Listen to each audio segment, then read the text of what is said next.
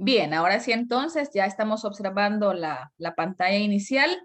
Vamos a dar inicio entonces con la exposición del grupo número 2, que es al que le corresponde la obra que estamos viendo en pantalla. Así que sin más preámbulos, les cedo los micrófonos, chicos, para las primeras partes y éxitos.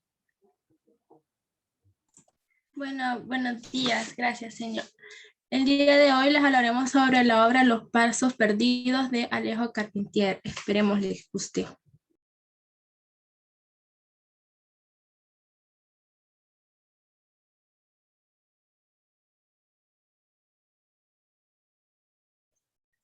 Vaya, la reflexión de este día es: el destino es el que baraja las cartas, pero nosotros somos los que jugamos.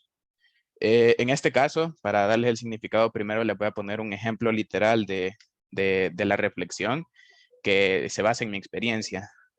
Por lo general, a mí siempre me ha gustado ganar, a mí no me gusta perder. Y por eso mismo no me gustan mucho, sí los puedo jugar, pero no me gustan mucho los juegos que se basan más en la suerte y en el azar. Pero, por ejemplo, el uno, que es de cartas, a mí sí me gusta jugarlo. ¿Por qué? Porque es cierto que las cartas van a ser aleatorias dentro de un rango de que aunque las barajen, siempre hay unas que están juntas y todo eso, pero uno no sabe si le va a tocar buenas cartas, si le va a tocar cartas normales, si le va a tocar lo peor de todas las cartas. Pero a pesar de que te pueden salir varias combinaciones de cartas, no porque alguien tenga las mejores cartas o porque tenga más cartas o porque tengo menos cartas, ya está definido quién va a ganar o quién va a perder, sino hay que también hay que saber cómo usar esas cartas. Y eso sería como literalmente hablando, pero ya en la vida real, el destino o los obstáculos, como lo quieran ver, siempre va a haber obstáculos, siempre va a haber cosas que nos quieran detener, pero nosotros vamos a decidir cómo queremos que nos influya a nosotros y de qué manera vamos a utilizar esos mismos obstáculos, esas mismas adversidades para poder salir adelante. Podemos tanto decir sí a todo y aceptar que eso nos va a tocar hacer sí o sí, tanto como podemos abusar lo que nos están poniendo para estorbarnos y seguir avanzando gracias a ello.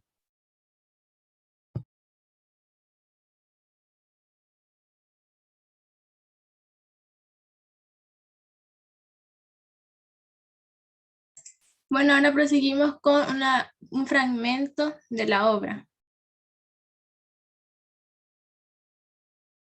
Buenos días. Como lectura mecánica hemos extraído un fragmento de la obra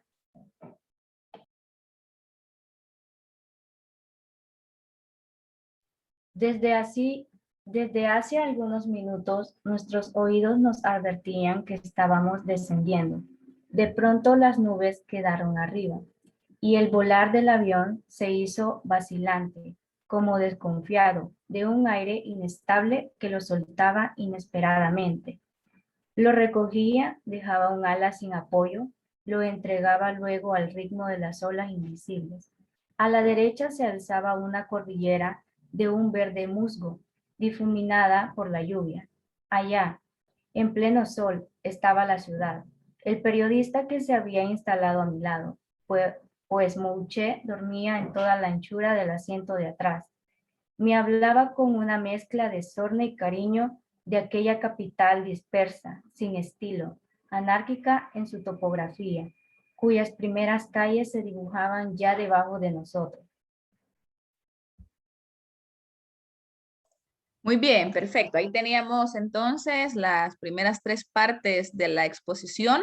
Muy bien, bueno, la presentación, la parte de la reflexión, muy bien, César, por el ejemplo. Creo que bastante acertado el ejemplo que diste aplicado a tu persona con lo que la frase dice, y eso es definitivamente muy, pero muy cierto. Y bueno, la lectura mecánica.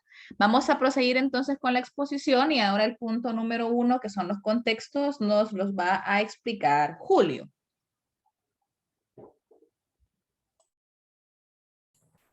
Buenos días, ¿se me escucha bien el micrófono, señor? Ahí, Buenos días, sí. hijo. Sí, se escucha bien. Vaya, después le voy a dar los contextos ya de la obra. Comenzaría por el religioso, que en este caso tendría una persistencia en la fe católica, la cual durante esta época se adquiere más por imposición que por devoción hacia la propia religión. En la económica, La actividad económica está basada en los trueques y se experimenta una fiebre llamada la fiebre del oro, en la que muchas personas buscaban adentrarse en minas para conseguir múltiples riquezas y volverse ricos. En el político existe una inestabilidad en los poderes del Estado y está marcada por grandes conflictos desembocando en sublevaciones. Y en el social están caracterizados por una constante lucha de liberación, donde las relaciones personales se definen más bien en la superficialidad y el vacío. Además, existe como una élite social que intenta mantener a las entidades indígenas al margen del país, como alejadas. Y todo esto, pues, a base de engaños. Muy bien, Julio, me parece bien la explicación de los contextos y ahora lo que te voy a pedir es que nos expliques si de alguna manera estos contextos se pueden ver evidenciados en escenas o en partes específicas de la obra Los Pasos Perdidos. Por ejemplo, la parte de la religión. ¿En qué parte de la obra o en qué acción o en qué situación se puede reflejar lo que tú nos explicaste en términos generales? Déjeme pensar un momentito. Déjeme Vaya, pensar. vaya, está bien. Igual, si hay alguien del grupo que quiera aportar algo respecto a lo que los compañeros, a medida que vayamos avanzando, vayan diciendo, lo pueden hacer. Recuerden que en este caso, entre ustedes se pueden apoyar, ¿verdad? Si alguien tiene algo que decir respecto a los contextos, algo que agregar, no tengan pues ningún inconveniente en activar su micrófono y apoyar al compañero luego que ha terminado de decir su parte, ¿verdad? Ahora lo que queremos es cómo podríamos aplicar o cómo es que hay, o si hubiesen escenas específicas de la obra donde se puede observar las situaciones del contexto social, político, económico, religioso, o en algún personaje en específico, o en algún lugar en específico. Vamos a ver si alguien del grupo, bueno, César ¿Le creo puedo que. ayudar? Claro, César, adelante. Vaya. En el caso de lo religioso, como Julio decía, se ve que la fe católica es lo que se ha estado como expandiendo por el mundo, pero no se ha adquirido, o sea, algunos sí la adquirieron porque querían, porque sí opinaban igual y algunos lo hacen solo por obligación, se podría decir. Y esto en parte se ve reflejado, por ejemplo, cuando llega a la ciudad que fundó el adelantado, o Pablo, que solo ese nombre se conoce. Ahí llevó a Fray Pedro para que pueda impartir como la religión. Y obviamente todavía no han construido ni siquiera una iglesia ni nada. Y cuando llegan, todavía les cuentan una historia que se parece bastante a la historia de Moisés. Pero ellos la habían hecho con unas variantes, como por ejemplo que en vez de la paloma sea una rata y que en vez de llevar como un pedazo o una rama de un árbol, o un palito, lleve mazorca, ¿va? Porque por lo general se tiene como la idea de que porque son indígenas y como la idea de los mayas y todo eso, de que tiene que ser cosas relacionadas con el maíz, ¿verdad? Entonces, cuando van a fundar la iglesia, obviamente están los que sí van a oír y tal, pero todavía el adelantador le dijo de que cuando hiciera las lecciones o cuando diera sus misas, sus cultos, como le quieren llamar, tenía que adaptarlo en base a que los indígenas lo fueran entendiendo poco a poco y que fuera relacionado con el contexto que ellos tenían para que fueran aceptándolo. Además de que también el hecho de que el protagonista, ese es otro ejemplo, pero también va incluido en esa parte de que al protagonista realmente le daba un poco igual el hecho de la iglesia, porque él se centraba más como en lo que existía de verdad. Y por ejemplo, cuando fueron a visitar, bueno, cuando llegaron al lugar donde estaban como escondidos todos los indios y todo eso, y donde encontraron a dos seres más que eran bastante peculiares, dieron una misa o dieron un culto para agradecerle a Dios porque habían podido llegar sanos y salvos. Pero todavía el protagonista ni siquiera estaba poniendo atención y se centraba más en cosas técnicas. Y todavía el fray le dice de que si no lo quiere hacer porque no cree en Dios, por lo menos que lo haga por él. Entonces sí se da como eso, o sea, sí se da a entender que tienen por obligación que que creer exactamente en la fe católica. De ahí, en lo económico, que decía Julio, que se da la fiebre del oro y todo eso. Es cierto que se da la fiebre del oro, pero también se da como la necesidad de querer buscar otros minerales, ¿va? Solo porque sea la fiebre del oro no se refiere a que únicamente oro buscaban. Y se presenta con Yanes, que era avaricioso y todo, y todavía al final de la obra todavía quieren seguir invadiendo la ciudad que había fundado. Y el hecho de encontrar una mina de oro, lo que sea, ya implica riesgos, tanto para la gente que vive ahí como para los que van a buscarla, porque a veces puede que la encuentren, a veces no, y están decepcionados, y prácticamente la economía sí se basa en eso, pero también en la misma obra se ven como más fuentes de ingresos. Por ejemplo, cuando estaba todavía en la ciudad, el protagonista se ve que hay ya empresas y todo, y el dinero y la sociedad ya está más o menos encaminada a lo que se conoce actualmente, y también se da una relación con la economía que se basa en los indígenas, que sería lo del trueque, que es cambiar X cosa por otra cosa que yo necesito y así. De ahí lo del político, que se da la inestabilidad, se presenta en la obra cuando llegan a su destino la primera vez, cuando todavía ni siquiera han empezado la búsqueda de los instrumentos, y es que cuando sale a la calle empieza a escuchar disparos y se dan grandes revueltas, y es por lo mismo, y es lo que decía de la sublevación, que seguro probablemente había problemas relacionados con el gobierno, con el Estado que en ese lugar se ejercía, y por eso se estaban dando... o sea, se rebelaban los ciudadanos y por eso los sometían a la fuerza y los mataban. Y también se veía que estaba como que les daba igual, y todavía dejaban pasar que los cadáveres estuvieran mucho tiempo, y no les preocupaba por eso. Y de ahí lo social, que también está relacionado con lo político, serían las guerras que se daban por el mismo hecho de que se rebelaban, y también el hecho de que en la sociedad actual, tanto en esa época como la de ahora, porque más o menos están relacionadas, se va dando como ese vacío en las personas, que ya solo hacen lo que hacen por costumbre y porque están automatizados a hacer lo que tienen que hacer. Pero hay momentos en los que están inconformes con las situaciones, y por eso deciden como buscar soluciones dependiendo de la manera en que quieran hacerlo. Muy Eso bien, sería. César. Perfecto, hijo, te agradezco. Vamos a ver, Julio, ¿vas a agregar algo? Sí, quería agregar algo respecto al contexto político. Como César mencionó, ¿verdad? Lo de las sublevaciones. Vaya, en una parte de la obra ocurren como esos conflictos que pueden hacer referencia a la sublevación. Entonces, ay, espérame, se me olvidó lo que voy a decir. Pero, me confundí, espérame. Ay, me puse nervioso. Vaya, tranquilo, tranquilo, no hay problema.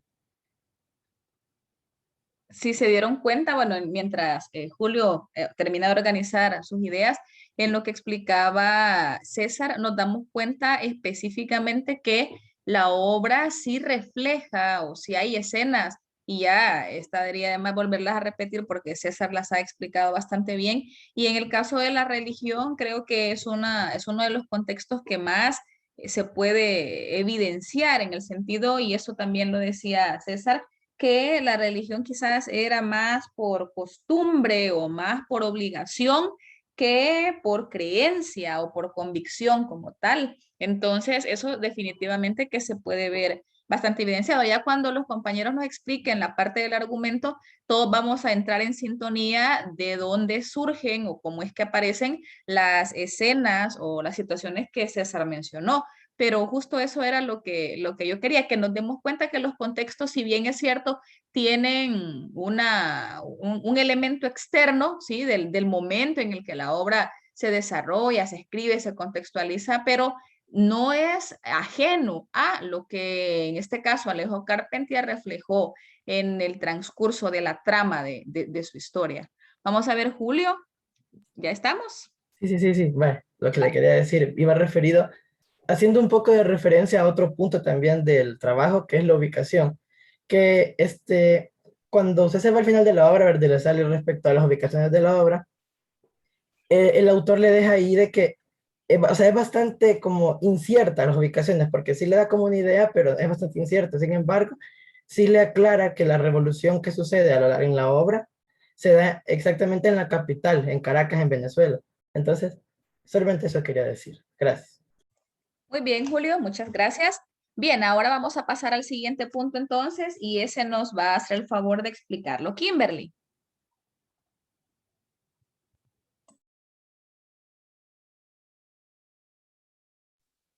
Hola, buenos días. Buenos días. Sí se escucha. Un poquito suave, pero si podrías hablar un poquito más fuerte o acercarte. Ahora sí está mejor. ¿Ahora? Va. Gracias.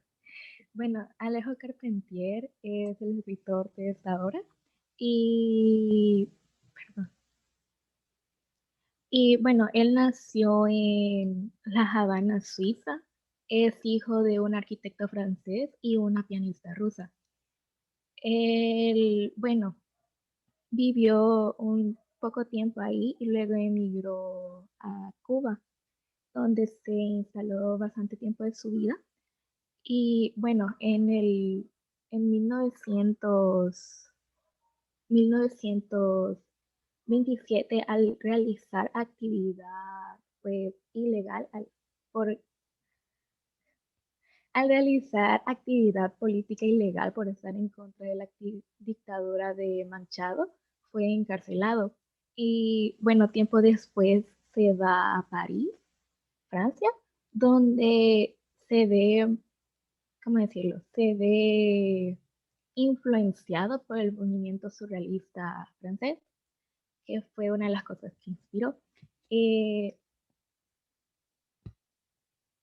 bueno, escribió bastantes obras como El recurso de los métodos en 1974 y es, bueno, Los pasos perdidos fue muy aceptado por la crítica, lo que llevó a ser uno de los escritores con mayor influencia al ser latinoamericano. Falleció en París en 1980, el 24 de agosto.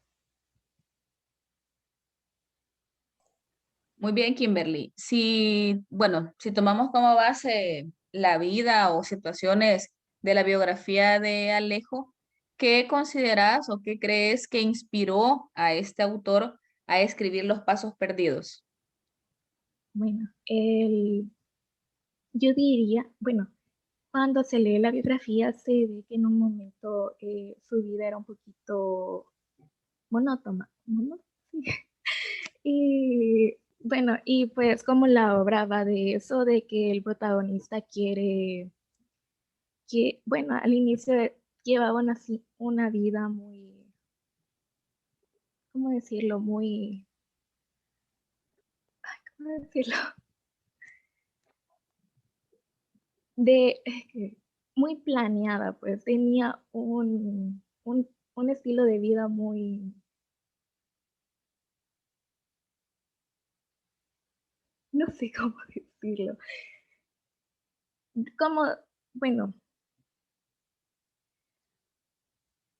repetitivo. Entonces, siempre era muy simple para él y realmente no se sentía cómodo. Entonces, al viajar, como que poquito a poco va descubriendo y un poquito más conociéndose de sí mismo. Entonces, el autor, una parte de su vida fue simple y realmente no encontraba el sentido del porqué. No encontraba el sentido del porqué de su vida, pues. No como para cometer un acto grave, pero no encontraba lo que quería como hacer. Entonces, ¿consideras que en algún momento el protagonista de la obra puede llegar a ser una especie de reflejo de Alejo? Sí, Ujú. Vale, muy bien. Ya más adelante nos vamos a dar cuenta por qué, así que ahorita nos vamos a quedar hasta aquí. Muy bien, Solo quisiera Kimberly. añadir un dato curioso. Adelante, César. Vaya, iba a decir dos, pero el segundo ya lo dijo mi compañera Kimberly, que de hecho yo creo que el nombre del protagonista, o sea, que el protagonista no tenga nombre, también se ve reflejado en eso, porque es como un reflejo de él mismo, como decía mi compañera. Y también se ve que como las profesiones o lo que a lo que él se dedicaba, el protagonista, está relacionado con lo que también se dedica el autor. Y de ahí el otro dato curioso es que mientras buscaba información va por los rincones de Google, me encontré de que la biografía que tiene él, existen varias lagunas. Y no sé si es cierto, pero es como un dato curioso por si a alguien le interesa, de que después de la muerte del autor se empezó como a divulgar de que realmente él no nació en La Habana como él afirmaba, sino de que supuestamente nació en Suiza y de por ser una familia humilde decidieron emigrar a Cuba y fue cuando él estaba pequeño, obviamente, por eso a lo mejor él no recuerda. Y que también se dice que antes de trabajar como escritor era repartidor de leche, ahí por si les interesaba ese dato. Muy bien, César, interesante. Gracias por compartir con nosotros. La verdad es que, como tú decís, mientras uno investiga y busca cosas en los rincones más profundos de Google, a veces encuentra situaciones interesantes. Vaya, nos podemos dar cuenta, según lo que tú nos mencionas, que no siempre quizás las biografías oficiales, entre comillas, que se manejan, son las totalmente reales. Probablemente esos datos que tú nos acabas de compartir, pues sean certeros, ¿verdad? Y que en realidad haya sido así. Muy bien, gracias tanto a Kimberly como a César por compartirnos datos y parte de la biografía del autor. Y ahora vamos a pasar al punto 3 y el 4. Recuerden que la persona que aborda el punto 3, pues de una vez sigue con el 4 porque son cortitos. Así que esto nos lo va a explicar Mireli, los siguientes 2 puntos. Como título de la obra, año de primera edición, editorial y estructura externa. La obra, como bien se sabe, se titula Los Pasos Perdidos, porque su búsqueda no tuvo un resultado positivo. Al irse de la gran ciudad por no integrarse en la sociedad y sentirse fuera de lugar, llega a la ciudad de Santa Mónica de los Venados buscando un nuevo lugar al que pertenecer. Y por mucho que quisiera permanecer, él se da cuenta cuando se entera que Rosario está embarazada de Marcos, que ya no le corresponde estar allí, que el ser artista ha impedido que encuentre un lugar.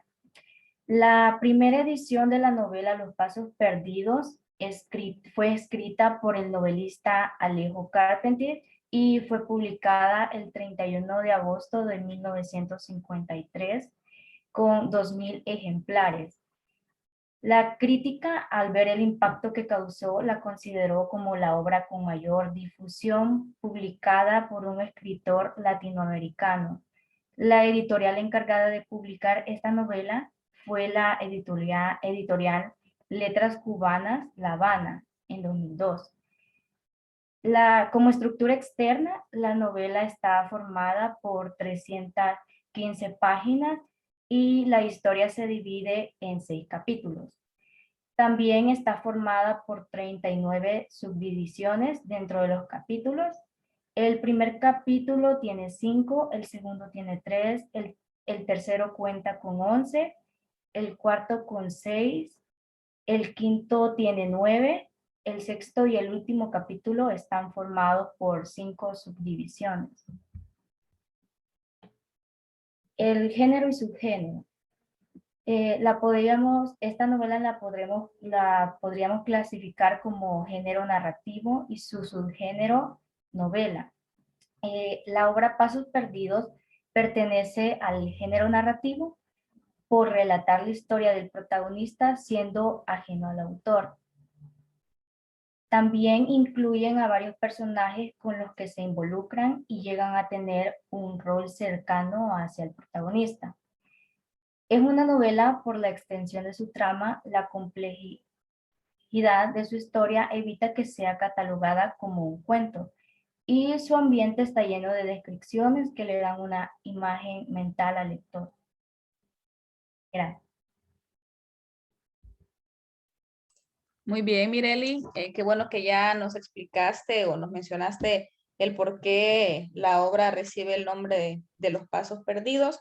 En cuanto a la estructura externa, ya que todavía tenemos en la pantalla, Si se fijan, esta obra tiene una división fuera quizás de lo habitual o de lo que particularmente estamos acostumbrados, porque la obra, si bien es cierto, tiene 6 capítulos, alguien podría decir, ah, es cortita, tiene poquitos capítulos, pero en realidad cada capítulo o cada una de estas macro partes tiene más divisiones, y ya explicaba o daba el detalle específico Mireli, pero al final hay 39 subdivisiones. Entonces, estamos hablando de una obra que es un tanto extensa y que no debemos dejarnos ir solo por, ah, tiene 6 capítulos, entonces ha de ser súper chiquita. Es la división o la estructura que en este caso, pues, obviamente Alejo Carpentier eligió para poderla dividir en su estructura externa. Ahora bien, en la parte del género, pues creo que es bastante claro, ya Mireli lo explicó, que es género narrativo. Y en cuanto al subgénero, Mireli, si tuviéramos que hacer un análisis y procurar descubrir o inferir qué tipo de novela sería Los Pasos Perdidos, ¿a qué clasificación de la novela la podríamos relacionar y por qué? La clasificaría como tipo de novela psicológica quizás y social, por todos los fenómenos que ocurrían en esa época, y también las etapas del viaje simbolizaban una aventura mítica, espiritual y psicológica, porque el personaje, el protagonista, buscaba su propio yo. ¿Consideras que se hace una exploración en la psicología del personaje? Bueno, hablando del protagonista o hablando de los demás. ¿Consideras que se hace una profundización o que al momento de leer la obra podemos llegar a descubrir, así como lo hablábamos en El Túnel, que fue la obra número 1, podríamos llegar nosotros a descubrir parte de la psicología propia del personaje al leer la obra? ¿Consideras que sí? Yo considero que sí. Ujú. Muy bien. Vaya, vamos a pasar entonces al siguiente punto. De hecho, sí, si nos vamos más, creería yo que como dice Mireli, tiene más inclinación a la parte de ser una novela psicológica. ¿Que puede tener rasgos de novela de aventuras?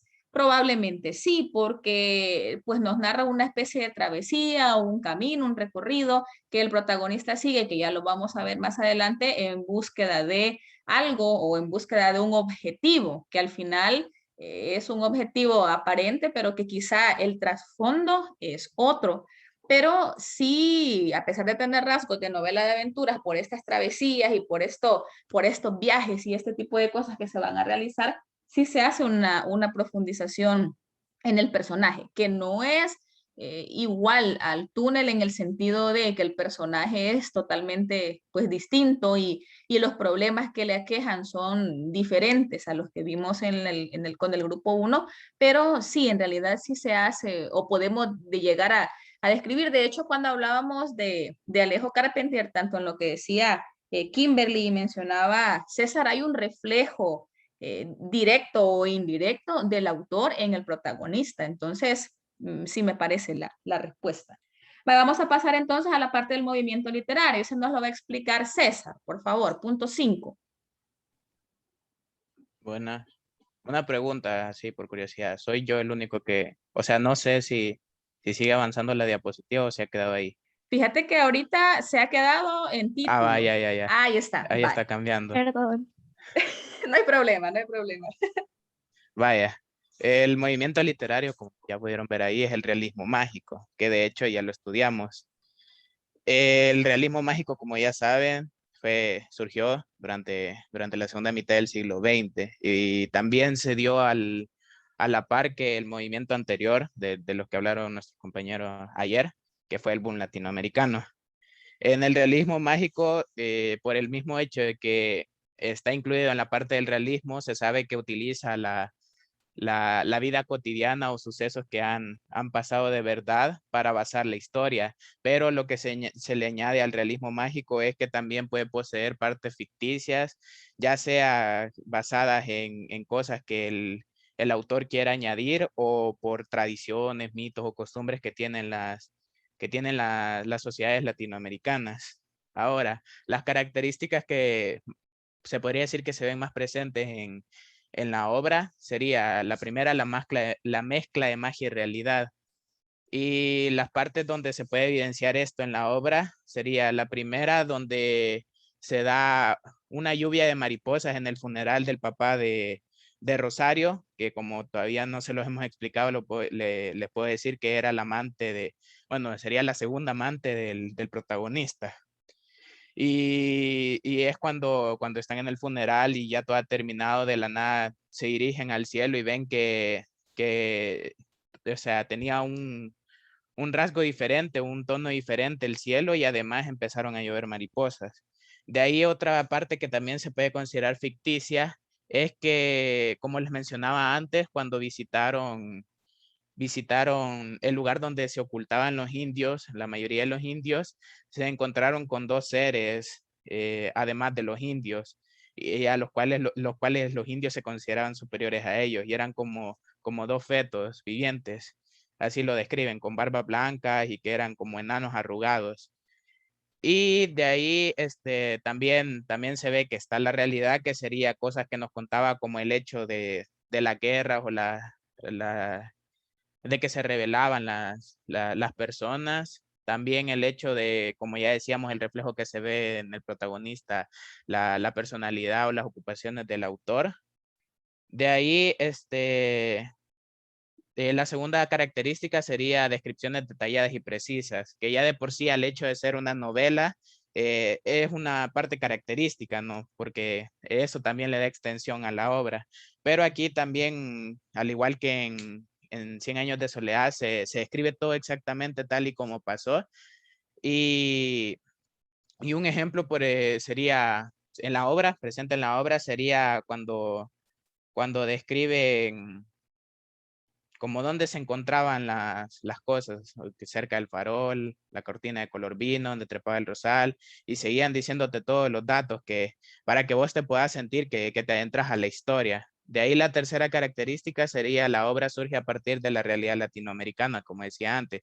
El hecho de que sea realista o que esté dentro de las características del realismo es que sí o sí va a abarcar sucesos que han acontecido en la realidad, como dictaduras o las rebeliones, todo eso. Y ya, yo diría que solo eso. Muy bien, César, me parece muy, muy, muy acertada la explicación. No sé si Julio iba a agregar algo más. Sí, yo quería agregar algo respecto al realismo mágico, pero quizás es algo más, quizás más personal, quizás como una opinión mía. Y es que vaya, el realismo mágico es un movimiento que a mí personalmente me parece muy bonito. Y actualmente yo veo que aún se siguen escribiendo libros como basándose en este movimiento, aunque obviamente algunos no cumplen, por ejemplo, con el tercer punto que mencionó César, que era que la obra surge a partir de la realidad latinoamericana, porque vaya, en mi caso yo he leído muchos libros de una escritora que se llama Danielle Steele. Entonces yo he leído varios libros de este género, y yo leyendo esto y haciendo este trabajo yo me di cuenta que era realismo mágico. O sea, yo considero que es realismo mágico porque no cumple con que la obra surja a partir de esa realidad. Entonces yo veo que en muchos sitios de internet nadie menciona que pertenece a este género, bueno, no género, a este movimiento. Entonces, solo quería decir eso. Gracias. Yo Muy también bien. quería agregar, señor, algo. Adelante, adelante, Yulisa. Sí, porque al ser realismo, siempre si nos hemos dado cuenta cuando se trata de Latinoamérica, debemos reflejarlo también en nuestras raíces, ya que se mencionan a los indígenas, donde tal vez muchas personas del extranjero tal vez los ven como minoritarios o tal vez de una clase social inferior, pero siempre lo que al final de este tipo de obras nos hacen ver que los indígenas tienen un valor tan alto que muchas veces los propios nativos no lo ven. Entonces, así como hemos estado estudiando, los indígenas forman una parte muy importante en la historia de Latinoamérica. Entonces, el protagonista hay una parte en la que al ver que los están evangelizando, así tal cual, él menciona que son unos ignorantes porque se les estaba quitando su forma de ser, como su esencia. Entonces, al final de este tipo de obras siempre se nos hace ver que no importa de donde seamos, siempre tenemos que respetar y valorar la cultura tal y como es, con sus tradiciones, culturas, todo lo que lo hace única. Entonces, esa es una de las partes que me ha gustado de esta obra. Muy bien, perfecto. Bueno, muchas gracias a César por la explicación que nos dio y luego también a Julio y a Yulisa por el aporte. Creo que, bueno, lo que dice Julio, creo que entiendo la postura que él tiene respecto a esto y es que definitivamente sí tenemos, o en la contemporaneidad, o sea, hay libros bastante actuales o recientes que podemos encontrar ciertos rasgos o ciertos elementos que se apegan a lo que hemos estudiado como realismo mágico. Creo que no se ubica específicamente porque hay algunos elementos que ya el mismo Julio nos lo mencionaba, que no estén quizá basados en la realidad latinoamericana o que simple y sencillamente pues ya estamos en otro tiempo, estamos totalmente distantes o estamos ya bastante lejos del momento en el que el realismo mágico tuvo su máximo esplendor, pero sí, en realidad podemos encontrar libros actuales que tienen esta mezcla de elementos reales porque están fundamentados o están sustentados o mencionan situaciones específicas de la realidad, ya sea de la realidad actual o que de la época medieval o del siglo de oro, qué sé yo, pero que se mezclan con elementos mágicos. Entonces, comprendo yo la postura de Julio y en realidad, pues, qué bueno que esto nos vaya como expandiendo nuestros horizontes en cuanto a darnos cuenta que hay literatura que puede cumplir ciertos elementos, ciertas características de los movimientos que hemos venido abarcando. Y lo que dice Yulisa también, creo que es necesario pues tomar como conciencia, ¿verdad? Y esto es muy positivo en esta obra, en realidad también comparto esa opinión y siento que es muy cierto que nosotros a veces vemos y pensamos, los indios, y lo vemos desde una perspectiva bastante despectiva, bastante peyorativa, cuando en realidad estamos hablando de nuestro antepasado, pues al final estamos en el mismo continente, estamos en la misma región, entonces no deberíamos o no tendríamos por qué verlo de esa manera, sino que por el contrario, intentar quizá hasta valorar o hasta darnos cuenta de que muchas cosas de las que tenemos, de las que comemos, de las que forman parte de nuestras creencias, nuestras costumbres, nuestros mitos, supersticiones, tradiciones, pues vienen desde ese momento, vienen desde esa tradición y que a pesar de la conquista, de la colonia, pues intentaron ser firmes y aunque no pudieron del todo, porque obviamente la situación era de desventaja para ellos, pues intentaron mantenerse y hay algunas cosas que todavía las seguimos manteniendo o que hemos mantenido la parte híbrida, ¿verdad? De las dos cosas. Así que muy bien, chicos, gracias tanto a César como a Julio y a Yulisa. Y ahora vamos a pasar al siguiente punto, que es la ubicación geográfica. Eso nos lo va a explicar Yulisa. Ok, ahí está. Bien, cuando se lee la obra, normalmente uno piensa, estos lugares que se están narrando realmente existen o están en algún lugar geográfico de Latinoamérica. Pero el caso es que sí, esos lugares que se narran sí existen. Por ejemplo, la capital donde se desarrolla la revolución es en Caracas, Venezuela. Y el río que se muestra en la obra es el Orinoco, mientras que la ciudad, bueno, el pueblo que se narra de Santa Mónica de los Venados es lo que se puede haber conocido como Santa Elena de Aurien. Entonces, estos lugares que se narran realmente sí están basados en las regiones geográficas de Latinoamérica, así como en Venezuela, como ya les había comentado. Porque sí, no les voy a negar, cuando yo lo estaba leyendo, me cuestionaba, ¿realmente este pueblo existe o si esta ciudad donde se dio la revolución realmente había pasado? Y la verdad es que sí, son hechos, lugares que al final, al pie de la obra, pues se hace como esa aclaración, ¿no? Por si alguien la lee, para que lo tenga en cuenta. Muy bien. Si se fijan, bueno, los compañeros han colocado una imagen bastante bonita. Nos damos cuenta entonces, Yulisa, si llegáramos a hacer un análisis, ¿predomina o se da definitivamente más entonces el desarrollo de las acciones en una zona rural, digamos? Sí, normalmente en las zonas como, bueno, al inicio está una ciudad, ¿no? Que es donde está el protagonista junto con su esposa, Ruth, pero a medida se avanza, se va dirigiendo a las selvas, a las zonas rurales, los campos, donde hay una gran diversidad de cultura. Ujú. Muy bien. Si se fijan entonces, en el caso de ellos, o en el caso de este grupo, no nos han mencionado, por ejemplo, así como lo veíamos ayer, que un bar, que una empresa X, que una casa donde tal, que una estancia tal, porque en el caso de ellos estamos hablando de un espacio mucho más abierto, porque estamos hablando de una parte ya más orientada, como lo acaba de explicar Yulisa, a elementos más rurales, no en el sentido despectivo, y eso tiene que quedar claro, sino que no estamos hablando de una gran urbe o de una ciudad cosmopolita, sino que estamos hablando de lo contrario.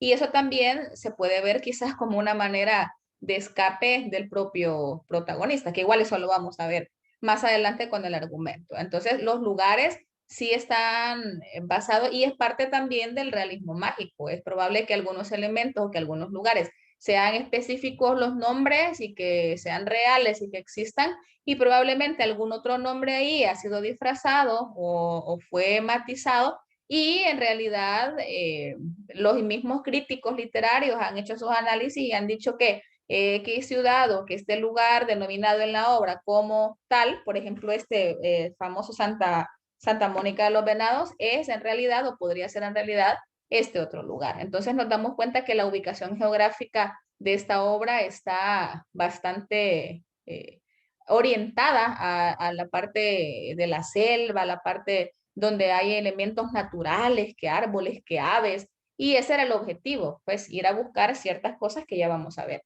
más adelante. Ahora entonces vamos a ver el tema, bueno, tema principal y temas secundarios. Eso nos lo va a explicar Mireli, por favor.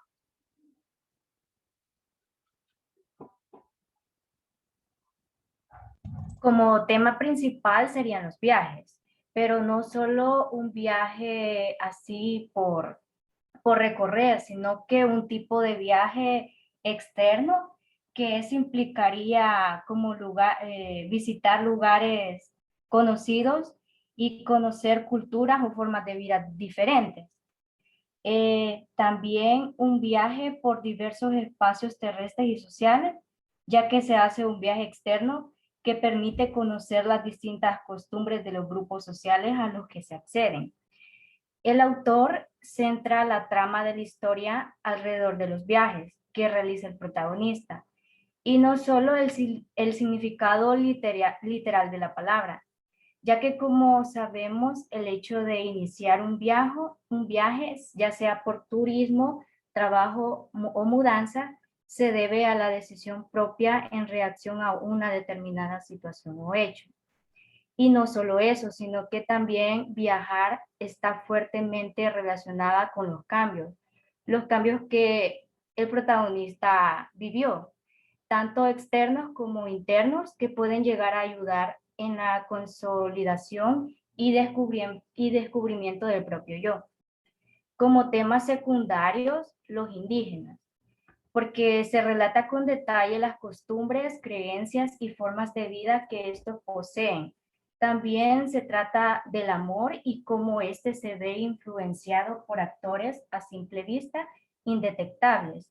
Y por último, se habla sobre la relatividad de la libertad, también el choque de culturas. Muy bien, el choque de culturas constituiría otro tema secundario. Sí, Ujú. sí. Vaya, muy bien. Y en este caso, Mireli, cuando decís libertad relativa, a qué hacen referencia? ¿Qué quieren decir con libertad relativa? ¿O en qué parte de la obra podemos evidenciar esta libertad relativa que mencionas?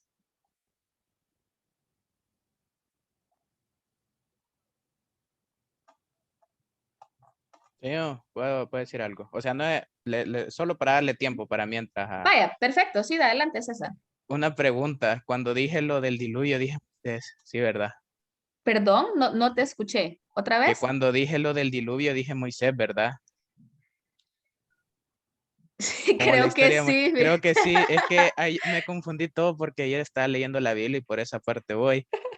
Y era No te Noé. Ah, no, Entonces, pero fíjate que creo que no mucho recapacitamos en eso y de hecho es un error que casi siempre se comete, pero vaya, fe de rata de César. Creo que sí, fíjate, dijiste eso. ajá. Entonces quería, no vaya a ser que después se confundan o después se den Mira, cuenta de mi error. después te vamos a echar la culpa, César, cuando nos Ajá. equivoquemos. Vaya, perfecto, gracias, César, muy bien. Yo quería agregar algo Vaya, adelante, adelante. con lo del amor, más que todo. Ujú. Porque, bueno, al inicio se dice que pues el protagonista está casado, pero más que todo era una relación de compromiso, por compromiso. Bueno, se mantenía por compromiso, porque realmente no había comunicación. Ella andaba en su trabajo, él hacía lo suyo, sus horarios no concordaban. Pues en ese momento, cuando pues ella se va para hacer una presentación, entonces él se queda y dice que está solo, que ya no es lo mismo, aunque pues él tiene un amante y que es Mouche. Y pues la relación con Mouche, como la historia es narrada desde el protagonista, entonces cada vez que él iba como un poquito más pareciéndole fastidiosa, eh, te hacen ver que, porque al inicio, bueno, al inicio cuando estaban diciéndole la relación con Mouche, él dice que es posible, que no sabe realmente lo que siente por ella, que no sabe si tiene sentimientos o si solo la considera una amiga. Entonces, bueno, cuando va perdiendo esos sentimientos, cada vez lo va dejando un poquito de lado. Y bueno, cuando empieza su relación con Rosario, porque pues deja a Mouche y empieza con Rosario. No terminan como tal, pero pues ella, ella escucha y ve cuando ellos están en un momento íntimo. Entonces, con Rosario fue un poquito más sentimental por, por, porque cuando le iba conociendo, como que iba diciendo que estaba teniendo sentimientos por ella, pero al final, pues las cosas no le salieron como quería. Muy bien, ¿y consideras que en algún momento el protagonista de verdad se enamoró o que sintió un amor puro, sincero y verdadero por alguna de las mujeres? Consideraría que solo por Rosario. Solo por Rosario. Ajá, es que Y, con Moche fue un poquito más carnal. ujú, vaya, muy bien, entiendo. Y en el caso de Rosario, bueno, no, mejor no, porque vamos a meternos a hablar ahorita del argumento, así que lo vamos a dejar para después. Te iba a preguntar, pero no conviene porque si no vamos a arruinar después el argumento, vamos a adelantar mucho. Vamos a ver entonces, solo vamos a escuchar la respuesta de Mireli o el enfoque de Mireli respecto a la libertad relativa y nos pasamos al siguiente punto. O si alguien del grupo quiere apoyar en cuanto a qué hacemos referencia con la parte de libertad relativa. Yo, Adelante, Yulisa. porque digamos, en los libros de historias nos dicen, y América Latina se independizó de España. Así, Ujú. pero normal, bueno, si lo vemos, los indígenas siempre estuvieron sometidos a las élites sociales, digamos. Siempre estaban al margen, no los tomaban en cuenta, estaban como en un rincón de alguna selva. Ellos, pues básicamente democracia en su sociedad pues no había, siempre eran sometidos a algo o a alguien. Entonces, digamos, también cuando se ve lo de la guerra, nadie era libre de poder estar donde ellos quisieran, vivir una vida tranquila, fuera de estar sometidos a alguien. Siempre llegaba una autoridad, imponían algo. Entonces, libertad para la sociedad nunca hubo. Siempre hay una autoridad, una persona que lo someten. Y tal vez no solo en aspectos sociales, sino que hasta en religiosos, porque digamos, en los derechos siempre está a una libre expresión, pero muchas veces no se les dejaba. Entonces, básicamente eso. Nunca hay una libertad total. Muy bien, ya Yo entiendo quisiera el aportar enfoque. algo más. Adelante, César, sí. Vaya, a lo que, o sea, sí va incluido, en lo de relatividad de la libertad va incluido lo que decía Yulisa, y es bastante acertado.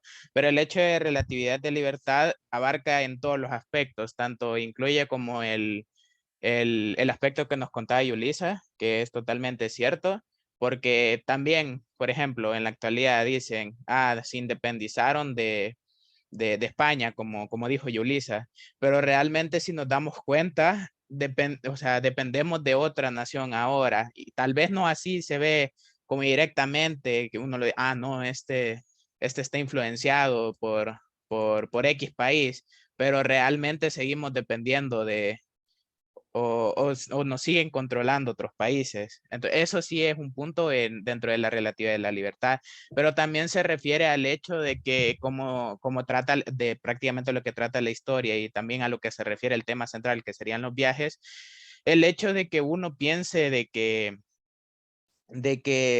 todo lo que hace está sometido a algo, o sea, con el tiempo por lo general, a las personas no les gusta estar solos por el hecho de que no quieren escuchar sus propios pensamientos. Eso es como una frase cliché que ya abordan con lo mismo, pero es cierto. Por lo general, a la gente le gusta estar en compañía porque no le gusta estar solo. Porque por lo general, cuando estamos solos y no tenemos nada que hacer es cuando nos dedicamos a pensar. Y a veces a algunas personas les tiende a dar temor sus propios pensamientos. Entonces, en ese momento es cuando, por ejemplo, en esta historia, el protagonista se dio cuenta de que realmente toda su vida era un completo vacío. Él hacía las cosas por hacerlas y se limitaba a hacerlas porque le decían que las hiciera. Entonces, a medida que va avanzando en lo que él creía querer, que en este caso su misión era recuperar los instrumentos antiguos, él se daba cuenta de lo que realmente quería. Y eso también va incluido ya casi siendo el final. Por ejemplo, cuando Rosario le habla sobre la unión libre. Yo no me había puesto a pensar en eso, pero hasta cierto punto, o sea, no estoy de acuerdo con el hecho de que eso pase, pero sí estoy de acuerdo en determinado punto, que es lo que decía Rosario, o bueno, que el autor dijo a través de Rosario, que cuando hay una unión libre, tanto el hombre como la mujer se ven obligados, o sea, sí cuidan de la otra persona porque saben que si hacen algo malo, la pueden perder. En cambio, cuando ya están, por ejemplo, en matrimonio, ya están como oficialmente en pareja o cosas así, como que se centran en ese pacto y prácticamente con el tiempo les va dando igual. Y de hecho me ponía a pensar en la actualidad ya en nuestros tiempos, de que realmente no sé cómo estarán las cifras, no sé si será así, pero por ejemplo, actualmente hay parejas de unión libre que tienen hijos y todo eso y están juntos.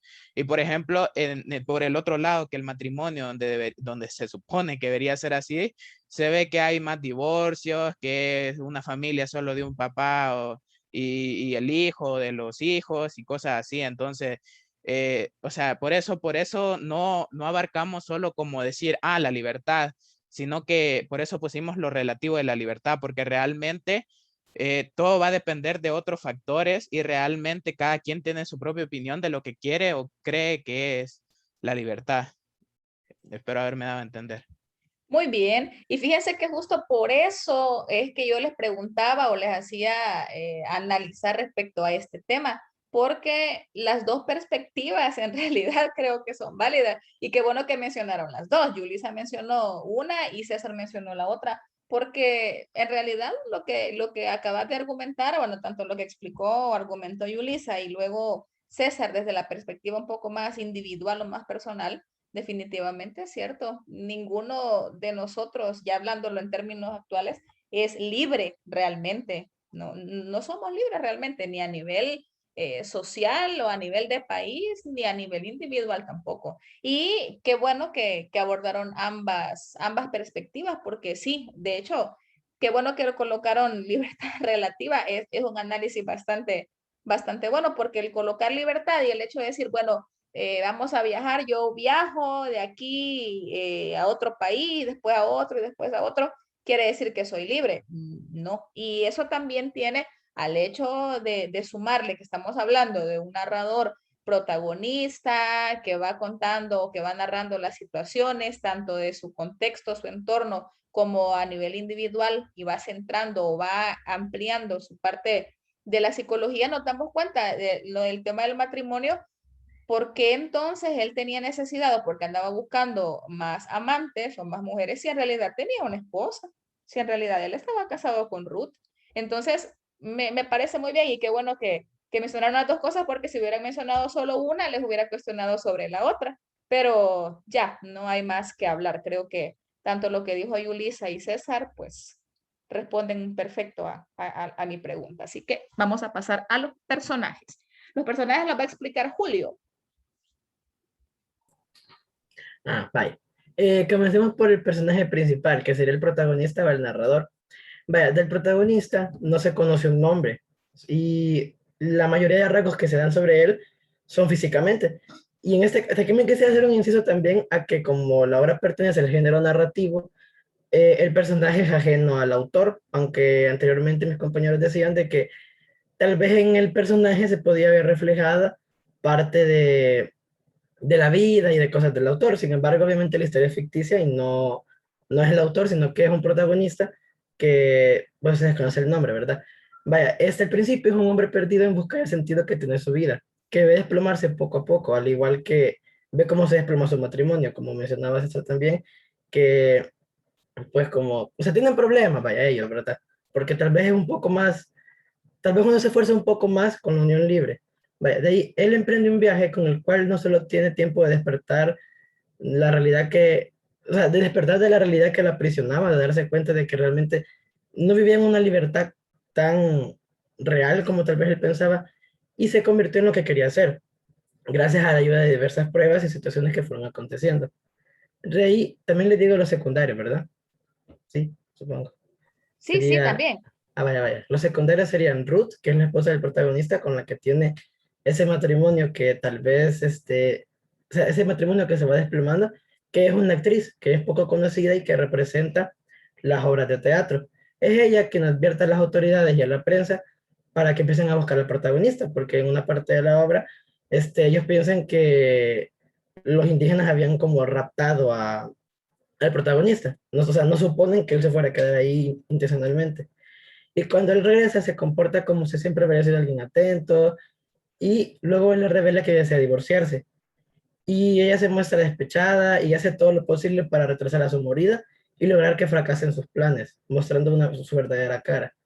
De ahí Mouche es la amante del protagonista. Se dedica a la astrología, es liberal, desorganizada y agresiva. Ella es quien propone al protagonista tomar el dinero y gastarlo en largas vacaciones por Latinoamérica. Durante el viaje se muestra como una compañera fastidiosa y fuera del lugar de la nueva realidad que está experimentando. Y la selva termina por destruir sus nervios.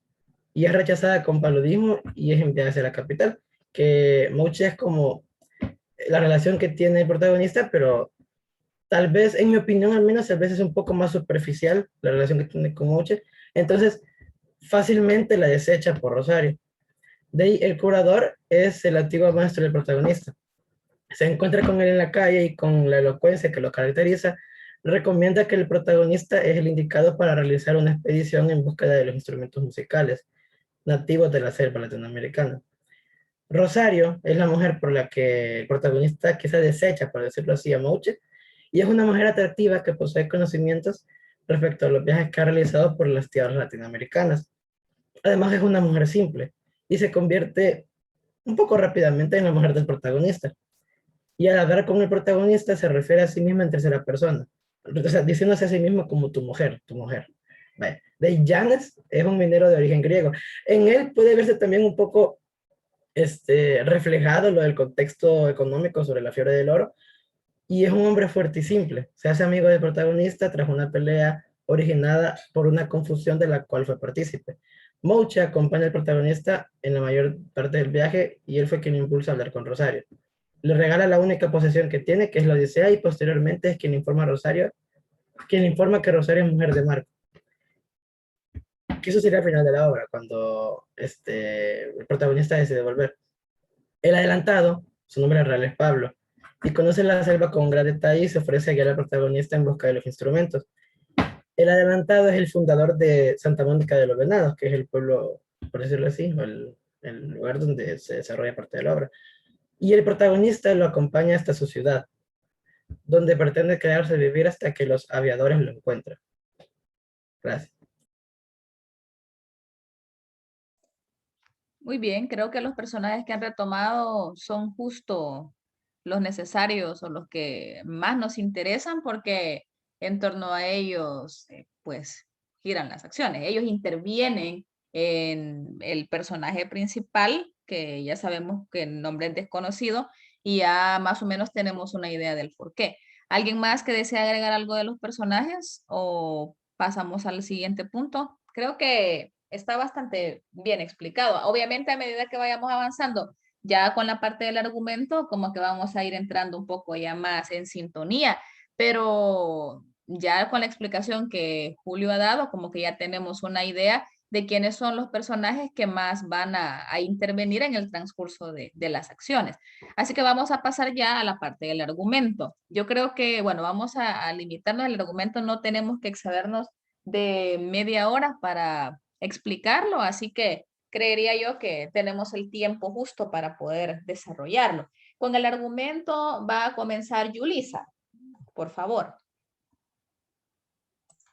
Ok, bueno, primeramente se nos muestra el protagonista, que es un funcionario, el cual tiene una vida bastante monótona. Y se nos hace introducción a su esposa, Ruth, al cual la que ya había mencionado Julio, pues una mujer bastante ocupada con su trabajo. Su sueño, su trabajo es ser actriz, pero no le va muy bien en el negocio. Entonces, tiene un viaje de trabajo, entonces deja a su marido ahí solo en la casa. Y luego el protagonista se encuentra con el curador, el cual le dice, hay un trabajo ahí. Es sobre ir a buscar unos instrumentos primitivos. Anteriormente, él había mostrado un regalo, que cual era un disco a medio grabar con el sonido de una ave, el cual era un instrumento de los indios primitivos.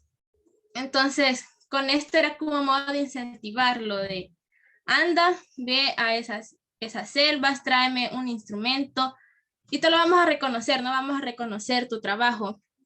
Al inicio como que él está como que no me parece muy bien la idea, es mucho gasto, un viaje muy largo, pero para ello interviene Mouche, entonces ya ella le dice, es una gran oportunidad, deberías de hacerlo, ¿no? Entonces ahí él se convence como ahí, tipo, bueno, vamos a intentar a ver qué sale. Entonces inicia su viaje, ¿no? En este viaje pues hay bastantes obstáculos que tiene que ir pasando el protagonista, un montón de pruebas, porque era un viaje bastante cansado, bastante agotador. Entonces se instalan luego en un hotel en el capítulo 2, ¿no? En el primer hotel que ellos pasan pues la noche. Y él se queda admirado con tanta diversidad cultural que él encuentra. Un lugar antiguo, pero con lleno de belleza y muy alegre. Luego entra como un teatro donde hay unas representaciones artísticas y al protagonista pues le llama la atención, pero a su amante la verdad no. Entonces estos comportamientos como que le enfadan a él, porque él quería vivir esa experiencia de la música. Luego en la mañana hay un fusilamiento, hay una revolución. Entonces, en el hotel donde estaban ubicados se realiza una cuarentena. El lugar se plagia de muchos insectos. Entonces, en uno de esos días, el lugar se queda sin tabaco y él va a una taberna en busca de, para sus necesidades, ¿no? Entonces, él ve que está lleno de francotiradores. Entonces, como él puede, llega a una taberna asustado porque una bala haya pasado cerca de él, entonces eso le da miedo. Nunca había vivido algo parecido a eso. Entonces, en eso, él se entera que su amante ha entablado una relación con una pintora canadiense, quien es proveniente del lugar de los Altos. Entonces, la canadiense invita a Mauche a que vaya a conocer ese lugar porque le dice que es muy bello, que debería de ir. El protagonista la verdad es que está disgustado, no le llama mucho la atención porque él va a lo que va, a su viaje por descubrir esos instrumentos. Entonces, una noche salen a pasear y recuerda el viaje que hizo con Mauche a París. Luego, al salir de la taberna, él compra 2 boletos para realizar el viaje ya como tal, para ir a su objetivo, para no seguir perdiendo el tiempo, ya que todas esas reuniones a él le parecían bastante tediosas, no le gustaba esa relación que su amante estaba teniendo con la canadiense. Entonces, por ello decide partir lo más rápido posible. Luego con esto se apertura el capítulo número 3. De camino, Mauche decía estar enferma. Este viaje es muy agotado, no me gusta estar aquí, ya quiero llegar, cosas así por el estilo. Él sabía que estaba fingiendo, entonces no le hacía caso omiso a todo lo que ella le decía. Luego se encuentran con una mujer que está a punto de morir. La ven ahí desolada, con la mirada perdida. Entonces, ellos deciden ayudarla y se dan cuenta que, con el tiempo se dan cuenta que se llama Rosario, que es un personaje del que Julio ya había mencionado anteriormente. Luego va a agarrar un poco más de protagonismo. Luego hay una taberna donde hay un espectáculo, por así decirlo, de unas prostitutas, ¿no? Entonces, Mauche pues se integra a ese grupo porque le da mucha curiosidad y un hombre la confunde que está dentro de ese grupo, el cual es Janes. Entonces el protagonista, al ver a su mujer que se la está llevando un hombre, pues interviene y se agarra a peleas con Janes, pero luego él dice, perdón, pero no sabía que ella estaba casada, porque él entendió desde el momento que era su pareja. Entonces el protagonista pues se termina enojando con su amante porque él le dice, ¿para qué te andas metiendo ahí una vez que te confundieron? Ya luego pues entabla una relación con Janes, entonces empieza una amistad ahí con ellos. Vaya, Yulisa, Luego, voy a interrumpir. Perdón, va a ayudarte con el argumento César a partir de donde te quedaste. vaya, gracias. Vaya, buena, otra vez. Hola. De ahí de que se hicieron amigos el protagonista con Janes, le empiezan a contar sobre sus viajes y todo lo que había descubierto sobre la minería y empiezan a entablar conversación y así es como se empieza a ver que se está formando como un grupo, un círculo de amigos. Entonces, con Rosario siguen su viaje y llega el momento en el cual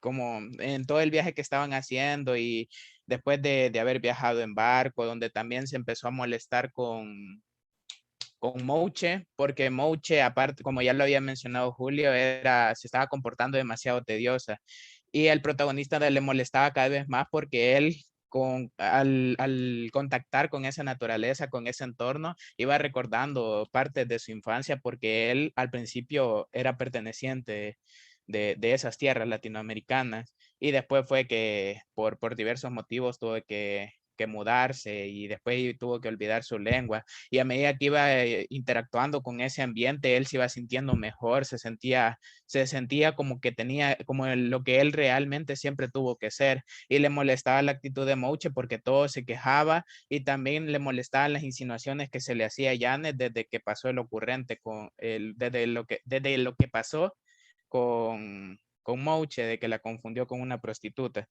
Entonces, un día, ya cansado de todo, ya harto, donde también ya había logrado conocer al adelantado, que su apodo más tarde se revela de que es porque él siempre se adelanta a los mineros y siempre conoce todas las rutas y todo lo que se necesita para sobrevivir.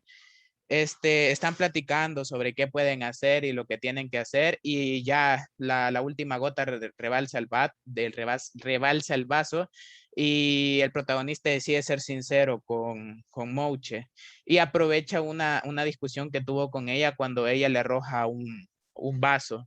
Entonces él aprovecha ese momento para soltar todo lo que había estado guardando y le dice que ya no la ama, que ya no la quiere ni ver, que ya le daba asco, ya la despreciaba, ya lo que en algún momento sintió ya se había terminado.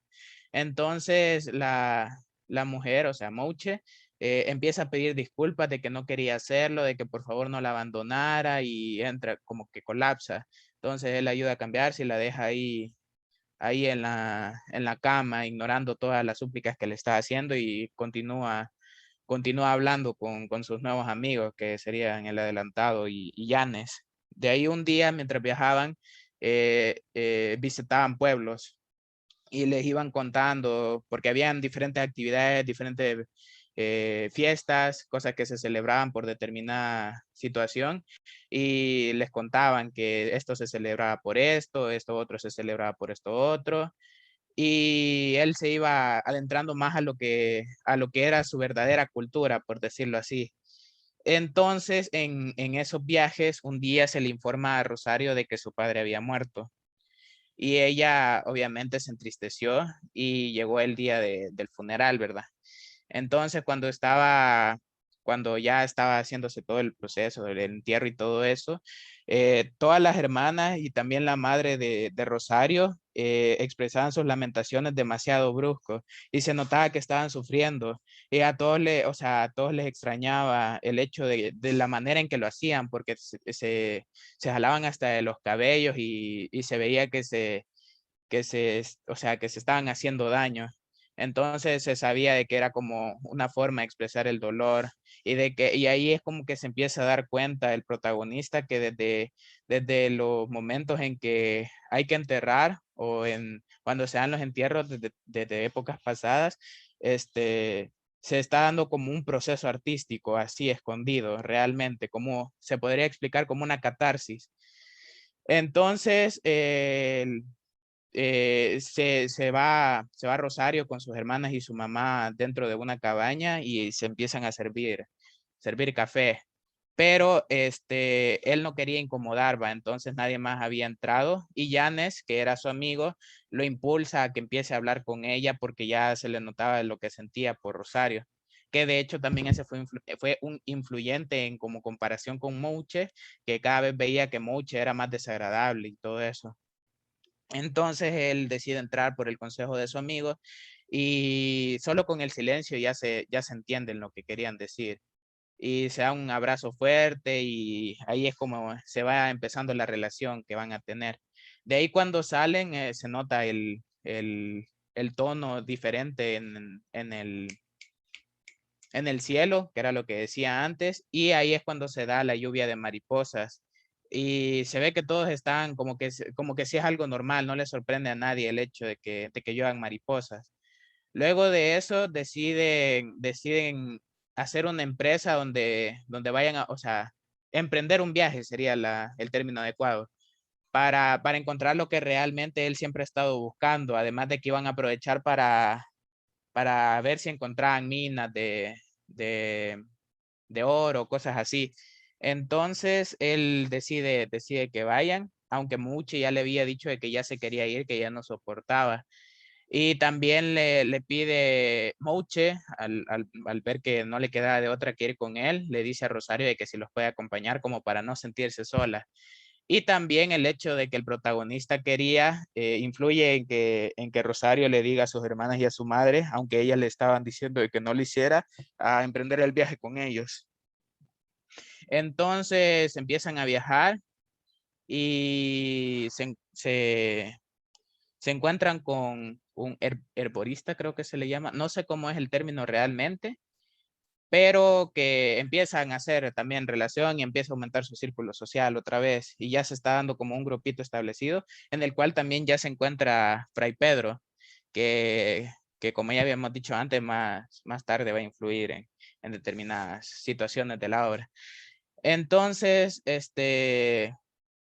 un día, después ya, como habíamos dicho, Mouche ya destrozada por todo lo que le había pasado, ya hasta su aspecto físico había ido en decadencia, llegó el momento en que ya no pudo más, y tras haber sido rechazada por el protagonista, o sea, se enfermó de paludismo.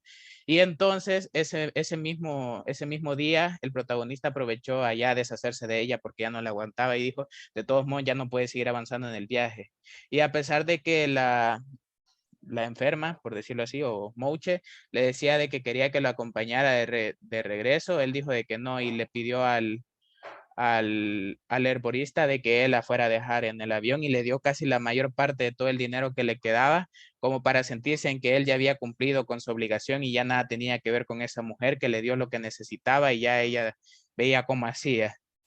Es ahí, antes de que se vaya, cuando mientras está descansando Mouche, descansando entre comillas, con Rosario se empiezan a abrazar y empiezan a darse cariño y una cosa lleva a la otra y terminan haciendo cosas, ¿verdad? Entonces, Mouche fue como testigo de eso, pero por el mismo hecho que estaba enferma, probablemente ni recordaba, no se daba cuenta, pero sí le gritaba de que eran unos degenerados, que no sé qué, que no sé cuánto, y lloraba, y ellos dos, como estaban en sus cosas, ni caso le hacían. Total que se llevaron a Mouche y decidieron emprender el viaje ya para encontrarse con lo que tanto había estado buscando supuestamente el protagonista, que eran los instrumentos. Entonces se dirigen en unas naves se dirigen hacia un lugar determinado, que es como una isla, y van avanzando y no saben dónde entrar porque está todo cubierto de la naturaleza y todo pega con todo, pero es ahí donde se encuentran con una puerta que tenía 3 Vs incrustadas entre sí, que podía dar lugar a más Vs hasta el infinito. Entonces ese es como el acceso para llegar hasta donde estaban escondidos los indios, un grupo bastante grande de indios, y donde tienen que superar distintas pruebas, que en total son 2 pruebas. Mientras van pasando las pruebas, al llegar a la segunda prueba, el protagonista, de tanto temor por la lluvia y todo lo que había pasado y todo lo que les estaba pasando, decide como esconderse o como ocultar su cara en Rosario, y al final se queda dormido, se desmaya, no recuerdo muy bien, y cuando despierta se da cuenta que ya está en el lugar donde se encuentran los indios, y ahí está toda una comunidad y se ve que ahí es donde empieza a hacer él su, su análisis sobre los antepasados, y que realmente gracias a los antepasados la mayoría de cosas que tenían existían, y que ellos fueron los principales en relación a la música, y todo fue gracias a ello, que las personas solían pensar de que por ser del pasado ellos eran anticuados, y que era todo lo contrario, que de hecho ellos estaban más preparados para la vida, porque a pesar de que hacían cosas como básicas o cosas de la naturaleza, ellos sobrevivían felizmente. Y también es ahí donde se encuentran con 2 seres que no saben de dónde provienen, y que lo único que saben es que los indios se creen superiores a ellos. Y también es donde realizan la misa, porque el Fray Pedro había dicho de que sí o sí era obligación, porque lo habían prometido, de que si salían vivos de esas pruebas tenían que agradecérselo a Dios, y le pide al protagonista de que si no lo hace por Dios, que lo haga por él, porque está viendo de que todos los indios están desinteresados, no les importa nada, pero los indios, o sea, sí entendían que eso era como algo importante para ellos y se quedaban callados y mantenían el respeto. Luego, con un tiempo, eh, se murió uno de los indios, y ahí es donde presenció algo que como que lo iluminó al protagonista. Y es que llegó el hechicero de los indios y empezó a hacer su ritual como para alejar la muerte, que no se lo llevara, y ese cambio de voces que hacía el hechicero. Y total que ahí se da cuenta de que realmente la música viene de mucho antes por necesidad de representar sentimientos, o para, para hacer rituales en este caso. Y es ahí donde donde dijo de que esa era la música sin ningún tapujo, sin ningún filtro, esa era la música original, la primera música que se dio en el mundo. Y luego, al final, se terminó muriendo siempre, ¿va? Pero por lo menos se dio cuenta de eso, descubrió eso el protagonista. Después, en un tiempo, encuentran los instrumentos que necesitaban y hacen un trueque para que él pueda obtener los instrumentos.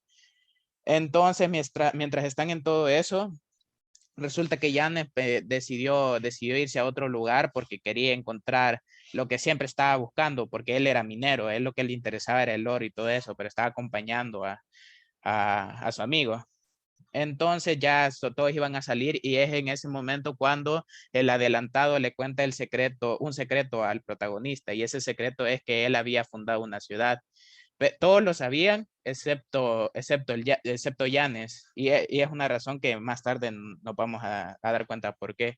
Entonces cuando van a dejar a Yanes hacia un lugar donde él tenía entendido de que podía llegar a encontrar recursos minerales, Janes no sabía qué darle a su amigo, y habían pasado bastantes cosas juntos y decide dejarle la única posesión que tiene, que es el libro de la Odisea, que de hecho alrededor de toda la obra se va dando como pistas o menciones hacia otros libros. Entonces él agarra la obra y le dice de que gracias, y ahí es donde se separan sus caminos. Y ahí es donde pueden hablar con libertad sobre la ciudad, y es donde le empieza a contar de que él había fundado una ciudad y de que no querían que Janet supiera por una razón muy simple. Y cuando llegan a la ciudad le empieza a decir sobre cómo fue que se fundó, de que él siempre había estado solo y de que no tenía muchas oportunidades y que él también quería encontrar minerales. Entonces un día cuando estaba herido, llegó hasta ese pueblo, por decirlo así, y lo salvaron.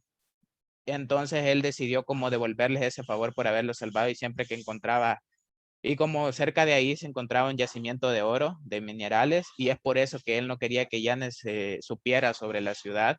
Él cambiaba ese oro por materiales que le podían llegar a servir al pueblo, y así es como poco a poco fue fundando una ciudad sin siquiera darse cuenta. Cuando vino a sentir, él ya la había fundado.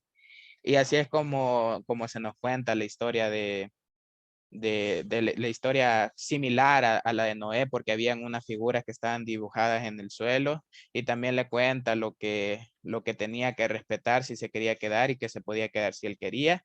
Y es donde donde el protagonista toma la decisión de que se quería quedar allí, y de que para poder adaptarse debía olvidar todos los conocimientos que tenía y adaptarse a lo que estaba actualmente. Entonces, uy, ¿qué pasó? Se desapareció. Bueno, Eso te iba a decir, y fíjate que estaba a punto de interrumpirte para decirte que va a continuar Kimberly. Así que si quieres terminar la idea y luego le damos el paso a Kimberly. Pero no sé si se va, habrá desconectado porque dejó de compartir la pantalla. Ya me se le fue preocupé. el Inter, quizás, Sí, o se no le sé. fue el Inter. Ah, Tuvo vaya. problemas con el Inter. Vaya, entonces ahorita continúa, César. Tal vez puede resolver Kimberly. Vaya, vaya. Entonces él llegó a esa conclusión y decía acercarse donde se supone que pensaban construir la nueva catedral, que era por eso que habían llevado consigo a Fray Pedro, para que él les inculcara y que hiciera las adaptaciones como habíamos dicho al inicio. Y también le informa a Rosario de que él tenía pensado quedarse ahí, que si ella también lo iba a acompañar. Y Rosario le dice que cualquier lugar donde él vaya, ella iba a estar ahí. Pero siempre refiriéndose a ella misma como tu mujer, como habíamos dicho, como dijo Julio cuando describió a los personajes. Entonces se deciden quedar, pasa el tiempo y él se adapta, Rosario también se adapta, pero hay algo que le molesta al protagonista, y es que se sentía como culpable, sentía que lo estaban observando, ahí está, sentía que lo estaban observando y que no podía dormir porque se sentía como demasiado ansioso. Y es ahí cuando le cuenta a Rosario, y le dice que cree que el problema es el hecho de que no entregó los instrumentos, y por eso se sentía como culpable, porque él quería siquiera entregar eso para haber cumplido con la misión, con todos los gastos, y que ya no lo molestaran. Y entonces Rosario ahí le ofrece una solución, que sería que cuando el adelantado fuera a visitar el el puerto Asunción, él llevara las cosas para que le envíen hasta a donde fuera que tuvieran que llegar. Entonces, no sé si quiere que aquí me quede para que continúe Kimberly o siga. Sí, no, ahí está bien. Gracias, César. Y va a continuar Kimberly. Bueno, tenemos alrededor de 9 minutos para terminar, así que, Kimberly, te toca al final. Vamos a ver si no tiene problemas con el audio. Bueno, está compartiendo, esperemos que todo esté bien. Hola, perdón, Hola, Kimberly, no te preocupes. no alcancé a escuchar en qué se quedó César. Vaya, vamos a hacer algo, te va a ayudar Julio. Julio, decide un pedacito para que Kimberly se ubique donde se había quedado César.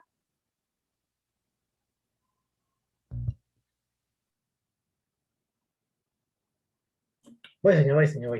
Permítame. Haga este chiquito. Vaya, está A bien. ver. César se había quedado en que el protagonista se terminaba de adaptar al lugar y que era algo que me molestaba, que era sobre de que él se sentía culpable porque no había llevado los instrumentos al final. Creo que eso fue lo que dijo César. No sé si lo escuché bien. Y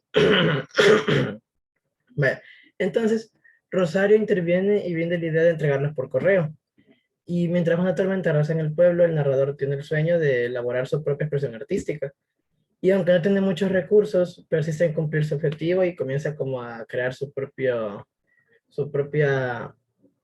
ay, yo no me acuerdo, su propia, crea algo, no me acuerdo bien, pero empieza a crear algo, que de hecho, ya después, ya va a ver que eso va a tener importancia porque cuando llega a traerlo su esposa, él le deja esa cosa a Rosario como muestra de que va a regresar. Entonces, como ella casi va a terminar, no sé si quiere que continúe Kimberly o termina ya. Kimberly, ¿ya te ubicaste? Más o menos. Sí, vaya. Ah, pues que siga Kimberly, Julio. Gracias. Ah, vaya. Dale. Bueno, ahí iniciaría el capítulo 6, que vendría siendo de que cuando él regresa a la ciudad, él no se siente cómodo y se siente fuera de lugar realmente. Y está como que no quiere permanecer ahí, no sabe cómo volverse a, no sabe cómo regresar a su vida normal. Entonces, él piensa en Occidente, sí, arriba, que como lo piensa como que si fuera lejano. Entonces, bueno, le cuenta la verdad a Ruth, le dice que quiere el divorcio, pero ella no lo acepta de buena forma. Ella realmente quería como arruinarle el plan y pues atrasar los papeles de divorcio. Pero al final no lo logra y unos meses después se logran separar. Eh, lo de los instrumentos fue publicado y por el curador y se arma una tesis, ajá, sí, se arma una tesis musical que irrita un poco al protagonista al verlo en el periódico. Bueno, cuando sigue en la capital, él en un momento decide regresar a la ciudad de Santa Mónica de Venado, porque pues realmente ya no sabía cómo seguir permaneciendo ahí y volver a su vida cotidiana. Entonces, cuando llega al puerto de Avena, no, sí, cuando llega al puerto, como ya no está, ay, se lo lleva. Entonces se encuentra a doña Clarisa y a don Melicio, que son, sí, Melicio, son una pareja que lo ayudó a regresar a la ciudad de Santa Mónica. Pero cuando llega aquí, no, las cosas no le salieron como quería, porque se entera por Janes que Rosario está embarazada de Marcos, que es el hijo de Janes. Y pues Janes le dice de que la mujer no se iba a quedar sola, que aunque él se fuera, ella no podía quedar sola, iba a quedar desamparada. Entonces, ahí es cuando él tiene un cuestionamiento de que su trabajo, su modo de vida, no le permite permanecer en un solo lugar. Cuando llega a Ciudad de Santa Mónica, él iba en claro que quería rehacer su vida, quería estar con Rosario, y como ya se había acomodado a eso, le costó mucho regresar a la civilización. Pero Ay, ya, no.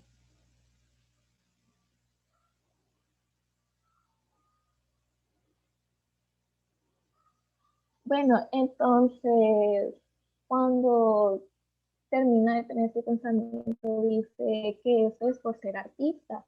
El, el ser músico y dedicarse a eso le impide estar en un sitio.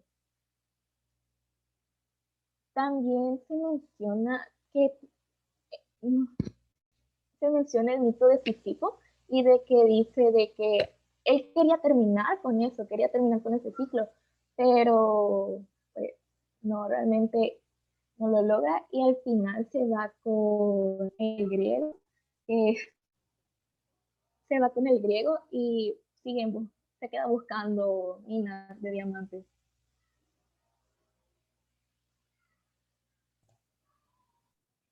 Muy bien. ¿Alguien que desee agregar algo más sobre el capítulo 6?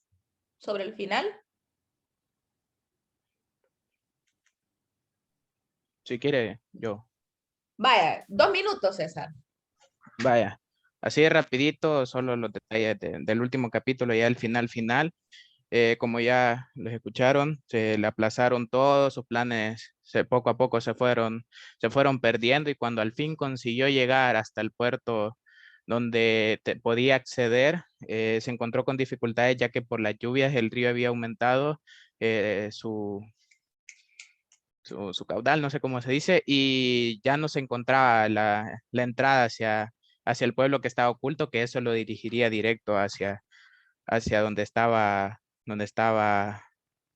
la ciudad. Entonces él decide esperar por si algún día por necesidad de algo llega el adelantado y es ahí donde esperando el adelantado se encuentra con Janes y Janes le informa sobre lo que dijo Kimberly, de que ahora Rosario estaba con Marcos, que era el hijo del adelantado, y de que están esperando a un bebé.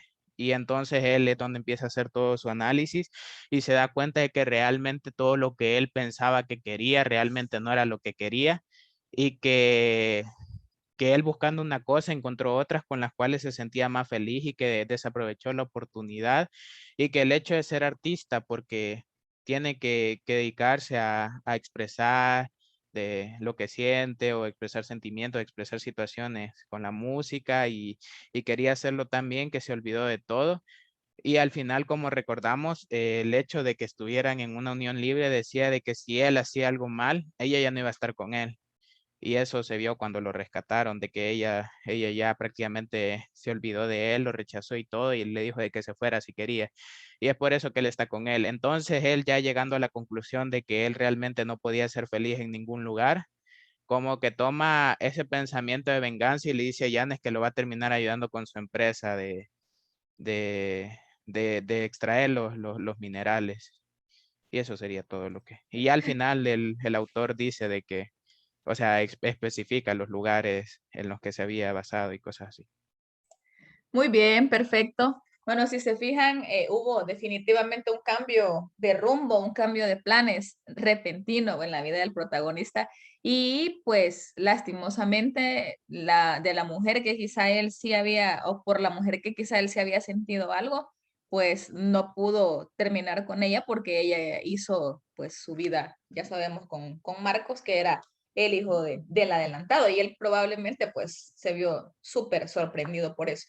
Bueno, tenemos 2 minutos para la última parte, que es la denuncia. Esa nos la va a decir Mireli. Por favor, Mireli, punto 10 para finalizar.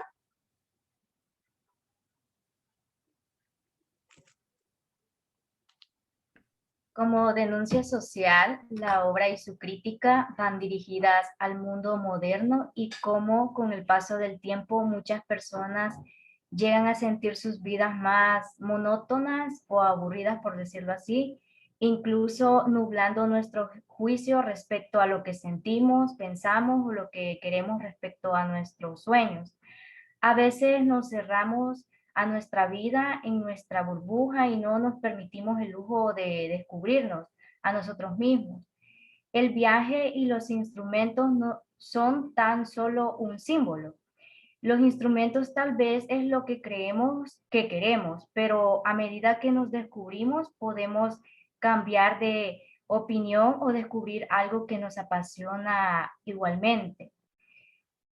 La música representa en su esencia más pura como las pasiones del protagonista florecen cuando se permite el lujo de alejarse un poco de su propia vida y el simple hecho de que no pueda volver con Rosario.